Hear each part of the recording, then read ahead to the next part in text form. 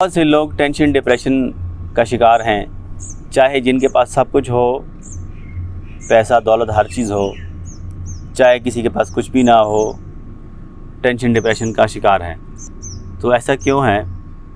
इसकी जो बुनियादी वजह है वो है हमारी रूह की बेचैनी।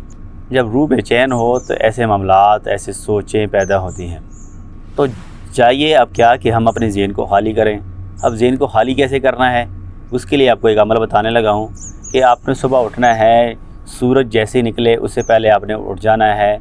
आपने ऐसी सिमत में बैठना है कि सूरज आपके राइट हैंड पे हो, यानी मशरक़ वाली साइड आपके राइट हैंड पे हो, जहीं भी बैठे हैं। अब ये बात नोट करना है और इस तरफ आपने मुंह करके बैठ जाना है, आलती पालती मार कर बैठ जाना है और लंबी लंबी गहरी गहरी सांसें लेनी है।